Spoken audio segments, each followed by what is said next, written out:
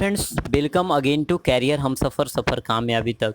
तो दोस्त, हम लोग की चर्चा जारी है बिम्स्टेक कंट्रीज़ पे, और उसमें कुछ टेक्निकल इशू आने के कारण से मीन्स उसी जगह पे अपना चर्चा मीन्स अपनी चर्चा है जो रुक गई थी। और इसके तहत हम लोग चर्चा कर रहे थे कि स्ट्रिंग ऑफ पल्स नीति के तहत यानी इस जगह पे क्या था, चीन को काउंटर करने की, यानी यहाँ पे बिम्स्टेक कह सकते हैं कि भारत के लिए यह एक बेहतर विकल्प है। साथ ही और भी बात करें दोस्त, तो पहले जो भारत की व्यापार होती थी ज़्यादातर पश्चिमी देशों से होती थी, लेकिन अब वर्तमान में पूर्व से भी 50% और पश्चिम से 50%, 50-50 हो गए। इसका मतलब हो गया कि हमारे लिए जितना इम्पोर्टेंट यानी जितना इम्पोर्टेंस पश्चिमी देशों का है उतना ही पूर्वी देशों का है। साथ ही यह सार्क एवं आसियान का बेहतर विकल्प है। ठीक है, अब सार्क एवं आसियान का बेहतर विकल्प कैसे है, ठीक है, वीडियोस लंबी हो ही चुकी है तो इसकी हम लोग चर्चा कर ही लेंगे। ठीक है, साथ ही Indo Myanmar friendship road Thailand, Laos, Vietnam, South China Sea तक पहुंचने की योजना है। अब देखिए, मैं आपको थोड़ी मैप के पास ले चलूँ तो ज़्यादा बेहतर आप समझ पाएंगे शायद। अब देखिए, इस जगह पे यहाँ पे यह आपका इंडिया है, यहाँ पे यह बांग्लादेश। किस प्रकार से इंपॉर्टेंस है ध्यान से आप समझेंगे तो बहुत कुछ क्लियर इस मैप से हम लोग कर पाएंगे। अब देखिए, इस जगह पे अपना देश भारत है और यह बांग्लादेश। अब इस जगह पे आपका सिल्लीगुड़ी है। अब सिल्लीगुड़ी और यहाँ पे इस जगह से सिल्लीगुड़ी कॉरिडोर इस जगह से बनाई जा रही है। तो यहाँ के जो लोग होते हैं इन्हें आने में लगभग 1600 किलोमीटर की दूरी तय करनी पड़ती है यहाँ से यहाँ आने में। ठीक है, जब बेहतर हमारे संबंध होंगे तो डायरेक्ट बांग्लादेश से क्या करने की यानी कॉरिडोर गुजारने की योजना बनाई गई है, और इस पे काम क्या है जारी भी है। और कुछ चुनौतियां भी है, चुनौतियां तो हर कार्य में खैर मिलता ही है दोस्त। तो समझ सकते हैं 1600 किलोमीटर की दूरी मात्र 350 किलोमीटर ही में ही तय हो जाएगी। यानी कहने का मतलब है दूरी कम, साथ में बहुत विभिन्न प्रकार के संसाधनों की बचत होगी, समय की बचत होगी। ठीक है, तो आप समझ सकते हैं कि बिम्स्टेक कंट्रीज के साथ दोस्ती बढ़ाने से कितना मीन्स फ़ायदा होने वाला है। साथ ही यहाँ कोलकाता एयरपोर्ट है। अब यहाँ पे म्यांमार का सितवे पोर्ट है।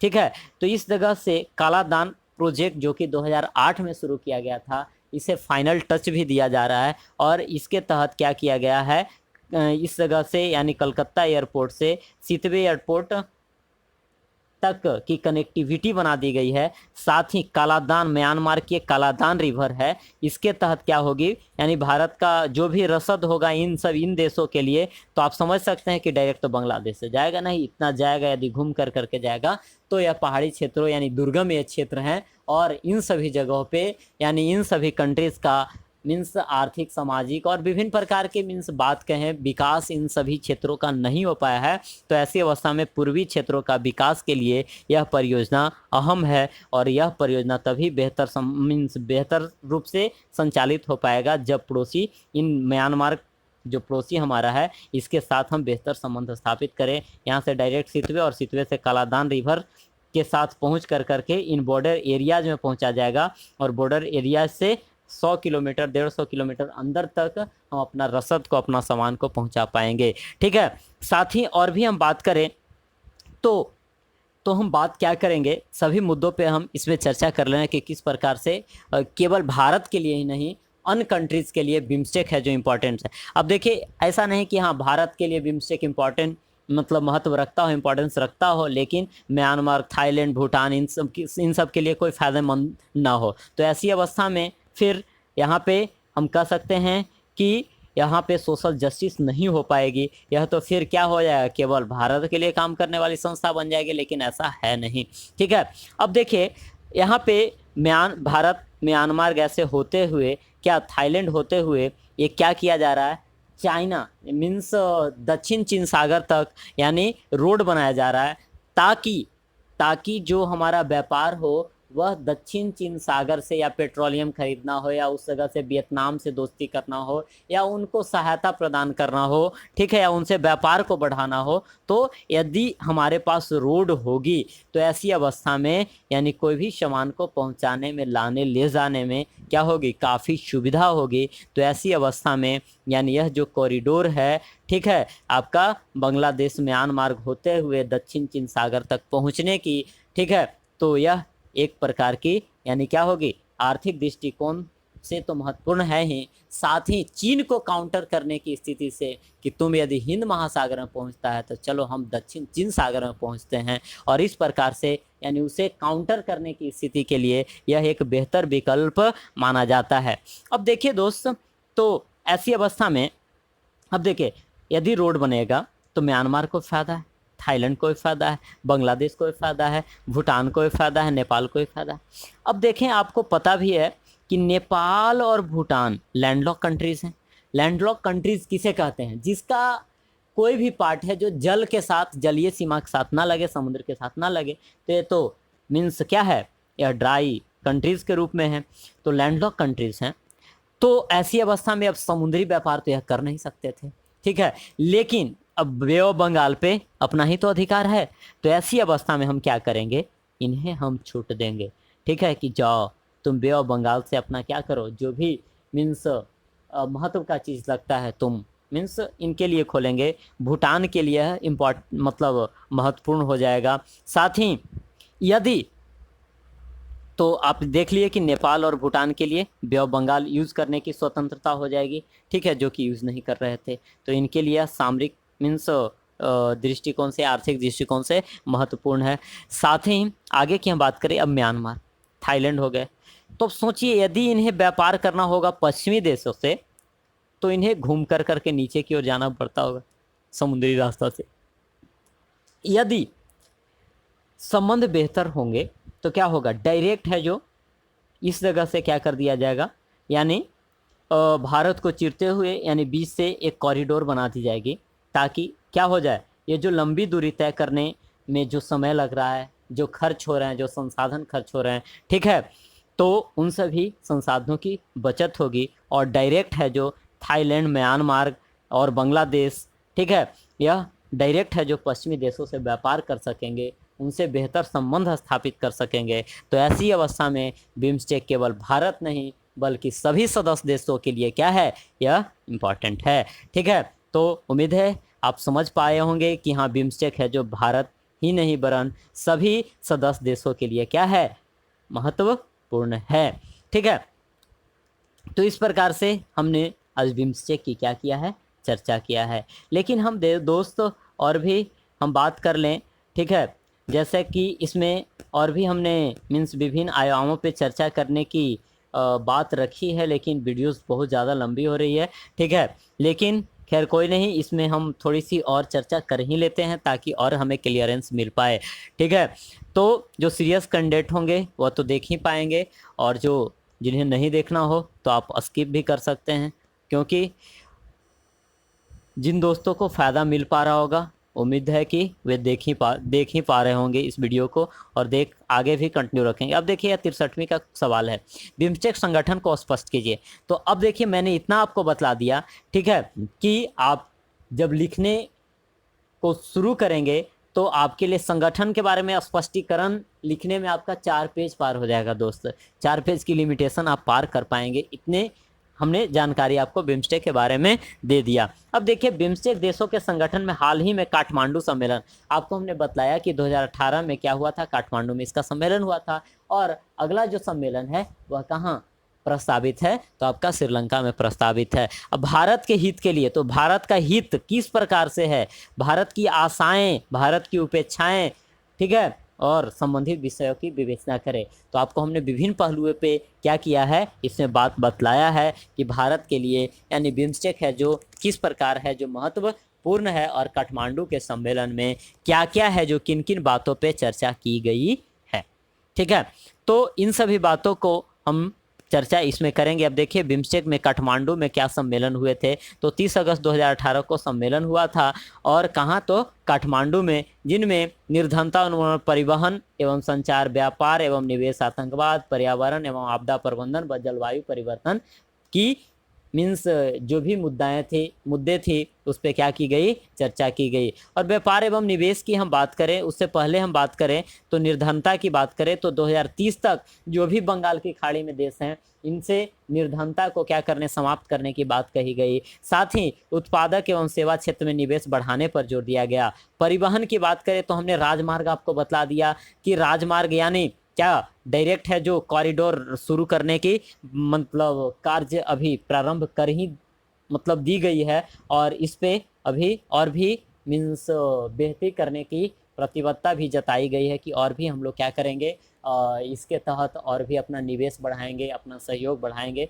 इन सभी बातों पे चर्चा की गई। यानी परिवहन के अंतर्गत सीधा सीधा आप बोल दीजिए जो भी मार्ग है, यानी वायु मार्ग, स्थल मार्ग, जल मार्ग, सभी तरह से परिवहन के क्षेत्र में अपना सहयोग बढ़ाना है। संचार के लिए, ठीक है, यानी सस्ता हाई स्पीड इंटरनेट, मोबाइल संचार और व्यापक पहुंच देने का निर्णय लिया गया है, क्योंकि आपको यह भी पता होनी चाहिए कि यह बेसिक नीड्स के अंतर्गत आपका क्या, जिस तरह से आटा जरूरी है उसी तरह से अब डेटा क्या हो चुका है, यानी बेसिक नीड के अंतर्गत यानी रख दिया गया है। तो सभी देशों के लिए यानी हाई स्पीड और सस्ता इंटरनेट, यानी सभी मीन्स कोई भी देश का कोई भी नागरिक हो उसके लिए यह क्या हो चुका है, बेसिक नीड बन चुका है।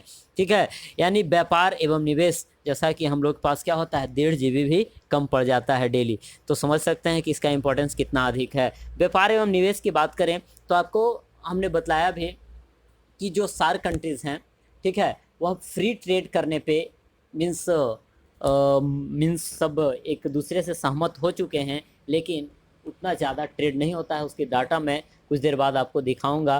ठीक है, तो व्यापार एवं निवेश तो फ्री ट्रेड होगा, यानी कहने का मतलब है कि टैक्स वगैरह ज़्यादा नहीं लिया जाएगा, तो मीन्स आपसी सहयोग क्या होगा, बढ़ेगा, ट्रेड बढ़ेगी। उसके बाद आतंकवाद वाली मुद्दा, यानी आतंकवाद का सामना देख पा रहे होंगे कि आप मीन्स भारत है जो सबसे अधिक आतंकवाद का क्या करता है, इन बिम्स्टेक कंट्रीज़ में सामना करता है। तो आतंकवाद को काउंटर करने में यानी बिम्स्टेक कंट्री सहयोग कर सकता है, खास कर करके यानी बंगाल से जो भी क्या हैं आएंगे, जो बांग्लादेश हैं उससे जो भी आतंकवाद आएंगे, या नेपाल के रास्ते आते हैं या भूटान के रास्ते आते हैं, ठीक है, तो इन सभी को काउंटर करने में क्या होगी, हमें मदद मिलेगी। उसके बाद पर्यावरण एवं आपदा प्रबंधन, जो कि आपको हमने बतलाया भी था कि जो भी इसके यानी 14 जो एजेंडा हैं, इन 14 मुद्दों पे काम करने की बात की गई है। उन्हीं सभी मुद्दों में यानी प्रमुख जो 5-6 मुद्दे हैं उन पे चर्चा की गई थी, यानी बिम्स्टेक 18 वाले में। और सूचना का आदान प्रदान कर घनिष्ठ सहयोग बढ़ाने की बात कही गई। और आपदा प्रबंधन के तहत आपको पता भी है कि हाल ही में क्या हुआ था, नेपाल में आपका क्या भीषण भूकंप आया, जिसमें सबसे पहले जो सहयोग किया था वह अपना ही देश किया था, भारत किया था। और भारत का करना यह मतलब फर्ज भी बनता है, क्योंकि उन बिम्स्टेक में सबसे बड़ा कद जो है वह भारत का ही है। ठीक है, और भारत का यह कर्तव्य बनता है कि उनकी क्या करे, यानी इन सभी परिस्थितियों में मदद करे। ठीक है, तो चेतावनी प्रणाली, बचाव कार्य, पुनर्वास, अब मान लिया कि उनका घर विभिन्न प्रकार के आपदाओं में क्या हो चुका, उजड़ चुका है, तो मीन्स हैबिलिटेशन कर सकते हैं, यानी उन्हें फिर से यानी बसाने का कार्य करना, यानी बिम्स्टेक कंट्रीज़ का क्या है यहाँ पे एजेंडा रखा गया है उस जगह पे। जलवायु परिवर्तन की बात करें तो संवेदन, अब नेपाल वगैरह जो पड़ता है हिमालय वाले क्षेत्र में पड़ता है, उस जगह पे विभिन्न प्रकार के पारिस्थितिकी क्या हैं, तंत्र हैं, जलवायु परिवर्तन के कारण से वे क्या हो रहे हैं, नष्ट हो रहे हैं। तो ऐसी अवस्था में यानी उन्हें बचाने की प्रतिबद्धता भी जताई गई है, और ताकि हिंद महासागर पर जो प्रभाव पड़ रहा है, जल स्तर जो बढ़ रहे हैं, उस पर क्या किया जा सके, कंट्रोल किया जा सके। ऊर्जा की बात की जा रही है तो ऊर्जा में नवीकरणीय ऊर्जा एवं स्वच्छ ऊर्जा स्रोत की यानी पहचान कर उस पर व्यापक योजना बनाने पर जोर दी गई है। और अन्न की बात करें तो मत्स्य पालन, सार्वजनिक स्वास्थ्य, सांस्कृतिक सहयोग एवं पर्यटन के क्षेत्र में सहयोग बढ़ाने पर जोर देने की बात की गई है। तो यह नेपाल वाले जो समिट हुए, ठीक है, तो इस पे यानी प्रकाश डाला गया था। तो अब आप इस प्रश्न का आंसर आप अब बेहतर तरीके से क्या कर सकेंगे, लिख सकेंगे। उसके बाद आप देखें कि सार्क से, यानी महत्व किस प्रकार से है बिम्स्टेक की ओर बढ़ रहा है, तो आप देखें कि यूरोपियन यूनियन जो देश हैं वह आपस में 60% का व्यापार करते हैं, जबकि आसियान जो कंट्रीज़ हैं 25% का करते हैं, जबकि सार्क जो कंट्रीज़ हैं वह मात्र 5% का व्यापार करते हैं। तो समझ सकते हैं कि जो देश यानी आपस में मात्र 5% का व्यापार करेंगे तो उनके बीच किस प्रकार की यानी उनकी आर्थिक वृद्धि होगी, किस प्रकार की सहयोग की अपेक्षा की जाएगी। आपको साथ ही और पता होगा कि इंडिया पाक के बीच क्या होता है, यानी कितना व्यापार होता है, नहीं होता है। साथ ही इनकी विभिन्न प्रकार की सम्मेलन भी है जो लगातार क्या होते रहती है, मीन्स रद्द होते रहती है। लेकिन यह नहीं कहा जा सकता है कि सार्क ने उपलब्धि हासिल नहीं की, उपलब्धि तो हासिल की है, लेकिन वर्तमान स्थिति को देखते हुए मात्र 5% का व्यापार, ठीक है, किस प्रकार से यहाँ उचित दिखता है, यह उचित नहीं दिखता है। और इसका सम्मेलन भी यानी सार्क जो 85 में जिसका गठन हुआ, ठीक है, अभी तक मात्र यानी लगभग आप कहें तो 35 वर्षों में मात्र 17-18 सम्मेलन हुए हैं। तो आप समझ सकते हैं कि यानी इन देशों के बीच आपसी सहयोग उतनी अच्छी नहीं रही है। फिर भी विभिन्न प्रकार की मुद्दों पे इन लोगों ने कार्य किया है, जैसे सार्क खाद्य बैंक की स्थापना की है, जन केंद्रित सार्क के अनुसार पर बल दिया है, दक्षिण एशिया विश्वविद्यालय की नींव रखी, सार्क खेल एवं संस्कृति महोत्सव विश्व इस लोगों के लिए वीज़ा मुक्त यात्रा की बात की है, आतंकवाद का मुकाबला करने का सहयोग, खास करके बांग्लादेश और बर्मा किया, पाकिस्तान तो कुछ करता नहीं भाई, ठीक है। और यूएनओ का प्रस्ताव 1373 को क्रियान्वित, जो प्रस्ताव था कि यहाँ अपने देश में क्या करें, इन सभी प्रस्तावों पे मीन्स काम करें ताकि आपकी स्थिति बेहतर बन सके, ठीक है। मीन्स यह जो है आपका मीन्स मानवीय जीवन की उत्थान के लिए यूएनओ के द्वारा क्या किया था, प्रस्ताव लाया गया था। और पर्यावरण तो आप समझ ही पा रहे होंगे कि पर्यावरण एक कॉमन चीज़ आज बन चुका है, ठीक है। आर्थिक स्थिति को बेहतर करने के लिए साप्टा का भी क्या किया गया, गठन किया गया। 2014 में फ्री ट्रेड एग्रीमेंट भी साइन किया गया। Common market common policy in future, यानी कहा गया कि सार्क वाले जो कंट्रीज़ हैं सभी कॉमन पॉलिसी लेकर के चलेंगे, कॉमन मार्केट बनाने का प्रयास करेंगे, ठीक है। मीन्स कॉमन कह दिया, इसका मतलब है कि सब मिलजुल कर करके कार्य करेंगे, लेकिन ऐसा होता प्रतीत नहीं होता है। 18वां समिट यानी जो हुआ वह एनर्जी एंड ग्रीड एग्रीमेंट हुआ इसमें, और इसमें आप देख सकते हैं कि सार्क कंट्रीज़ के लिए नेपाल और भूटान पे जोर दिया गया कि तुम भी एक्सपोर्टर बनो, और यह एक्सपोर्टर बन सकता है किसमें, ग्रिड वाला। ग्रिड किससे संबंधित है, आप समझ ही पा रहे होंगे, यह है जो क्या बिजली बेच कर करके ये अपना क्या एक्सपोर्ट को क्या कर सकता है, बढ़ा सकता है, इस प्रकार से, ठीक है। लेकिन इसके पहले जो 2016 में सार्क के जो सम्मेलन होने थे, ठीक है, वह क्या हो जाता है, सार्क समिट वह आपका नहीं हो पाता है, ठीक है। कारण क्या बनता है, तो कारण बनता है आपका यानी उड़ी अटैक। तो इस प्रकार से मीन्स विभिन्न प्रकार के कारण बनते जाते हैं, और विभिन्न प्रकार की समस्याएं पड़ोसी देशों के साथ आते रहती है। तो ऐसी अवस्था में यानी भारत के लिए एवं इनके सदस्य देशों के लिए आने वाले समय में चीन की ट्रैप नीति से बचने के लिए यह बिम्स्टेक एक बेहतर विकल्प है। तो उम्मीद है दोस्त कि आपको बिम्स्टेक के बारे में विस्तृत जानकारी मिली होगी, और आप बिम्स्टेक के बारे में सुनकर अपने आप को एनर्जेटिक महसूस कर रहे होंगे कि ऐसा क्वेश्चन इससे रिलेट करके किसी प्रकार का प्रश्न आए तो मैं उसे कर पाऊँगा। तो चलिए दोस्त, फिर मिलेंगे नेक्स्ट वीडियो SCO या किसी अन ऑर्गेनाइजेशन पे। अब जो भी ऑर्गेनाइजेशन के बारे में जो वीडियोज़ लाऊंगा वह गेस क्वेश्चन होगा आपका, तो आप अपने चैनल पे बने रहेंगे। और यदि आप अपने चैनल को सब्सक्राइब नहीं किया है तो सब्सक्राइब करें, और वीडियो अच्छा लगा है तो दोस्तों के साथ शेयर करें, और साथ ही लाइक करें दोस्त। चलिए दोस्तों, फिर मिलेंगे हम लोग नेक्स्ट वीडियो में, तब तक के लिए नमस्कार, जय हिंद।